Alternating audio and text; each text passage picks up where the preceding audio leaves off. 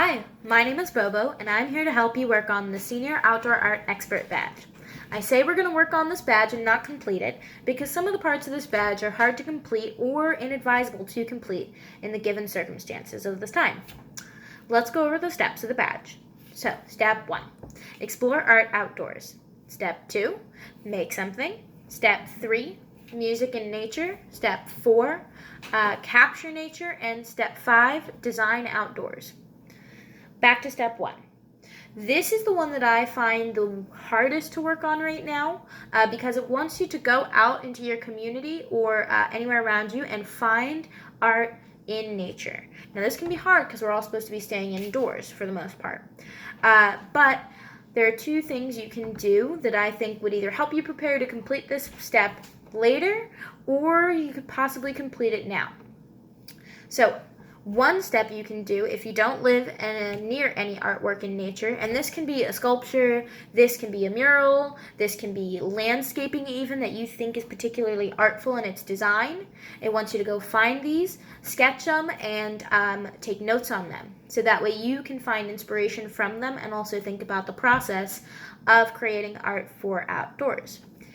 This is hard to do right now, but I'm fortunate that I live near Baltimore City, and so today, me and a roommate took a drive downtown, and we just drove around and pointed out all the murals and sculptures that we could see from the car.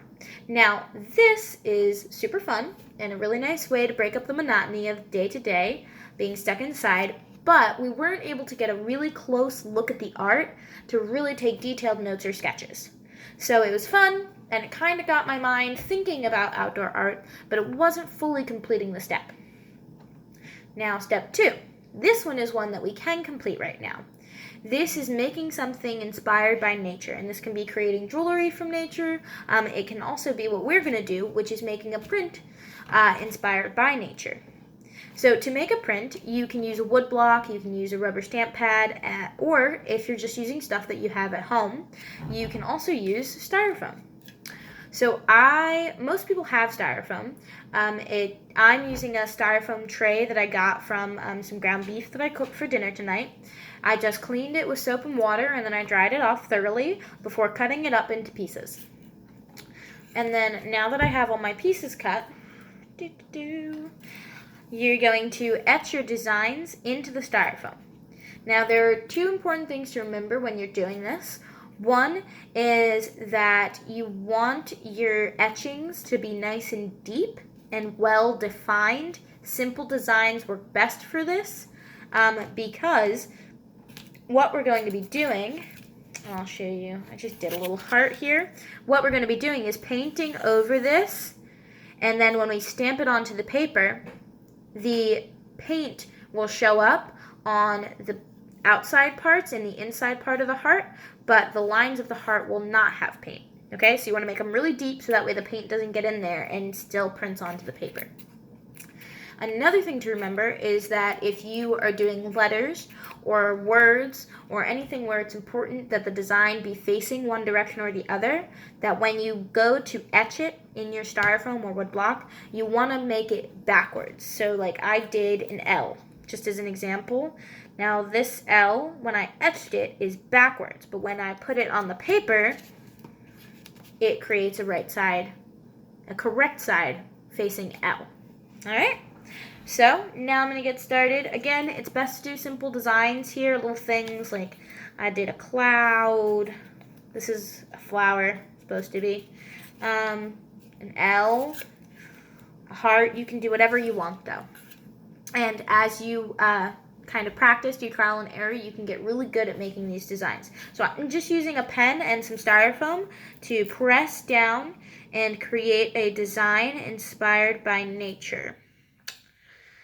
And I'm just going to draw something really simple right now because I don't want to take up too much time in this video. And it's going to be a flower. I also want to say I am not an artist. I love art. I thoroughly enjoy art, doing it, seeing it, etc. But I'm not very good at it. And this is like totally fine with me because you don't have to be good at something to enjoy doing it. But I just want you guys to know that when my design looks a little bit like a 5-year-old's drawing, that is the best I can do. At least without a little more practice. Alright, so I got my flower here, and I got my paintbrush, and I got a cup of water, and I have a towel that I can wipe off the excess water on, and some newsprint and some paper. And you can use copy paper. I'm using watercolor paper because it's what I have. You can use construction paper, whatever you want. And then even if you get really good at it, you can grab an old t-shirt or some jeans and some fabric paint and even make prints on your clothing. So I'm taking some paint. You want just a little bit of paint, and you really want a thin coat on here because you don't want the paint to seep into your design. And I'm lightly brushing the paint over the design. Again, very light coat of paint. So that way the negative space is covered and the lines will show up when we press it onto the paper. All right?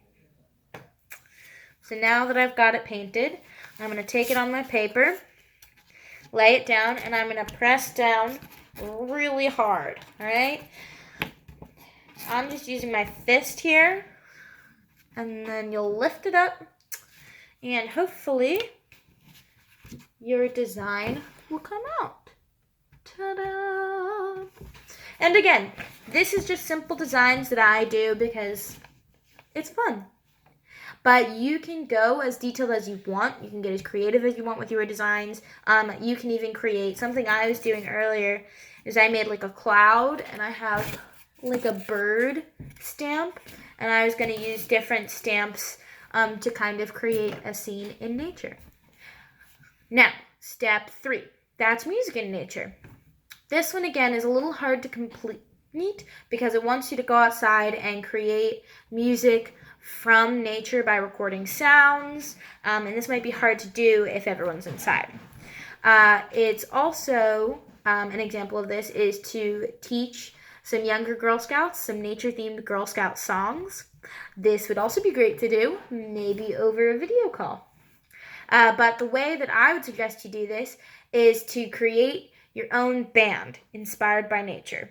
So if you have family around or people that are in your neighborhood that you still are able to see and talk to, you can have them join your little nature band. Grab a trash can, grab some sticks, fill a can with rice, and just create music based on the sound. This would be especially great if you have younger siblings right now, keeping them entertained and having some fun together as a family. But if you don't have anyone around to work on this with you, one thing you can also do is to create your own soundboard. So I actually downloaded an app on Google Play. I have an Android phone. I don't know if it's available in the Apple Store, but it's called Custom Soundboard. It's a free app, and it lets you record your own sound bites and then play them back. So you can create your own kind of little musical tune based on sounds that you hear in nature or create yourself with nature. So that would be a really fun way to complete step 3. Step 4 would be to capture nature. This is working with photography to take pictures in nature. Something that I started today, but will take some time to work on, is I bought some seeds at the grocery store when I went grocery shopping, and I planted them in my backyard. So hopefully I'll be able to watch them grow, and my goal is to take a photo of them every day and see how they grow and to create a time-lapse video of them. If you don't have seeds at home or don't want to go to the grocery store and buy them, you can also just look around in your backyard or around your neighborhood, see if you see any budding plants or budding trees. It's spring, there's lots of that happening. And then just take a picture of it every day, seeing as the flowers blossom, petals fall, etc., etc. It's really beautiful. And then step 5 is something, again, that I did, and that is to design outdoors. There's a couple ways to complete this step. If you can go on a walk around your neighborhood and pick up trash, this is a great way to practice and leave no trace and be a great steward of your environment. And then you can use that to create a piece of artwork. Just remember, if you're picking up trash off the ground, don't touch anything sharp metallic, wear gloves, and bring a bag or a bucket or something to put the trash into. All right? And then the other way to do it, which is what I did, is I had some sidewalk chalk lying around, so I used that to create my own little chalk mural on my front path. And I'm actually going to show you guys. Just give me one sec. Hello, so we're outside now. I just paused the video for a minute. So earlier today, I came out here and I used my sidewalk chalk to create my own little chalk mural. And so I, again, am not great at art, but I did my best and I enjoyed myself. But I am pretty good at lettering, so that's what I chose to focus on. And I'm going to try to show you it. I got to turn the camera around. So for this, I just had some plain sidewalk chalk. I used a cardboard box to kind of cushion myself as I drew.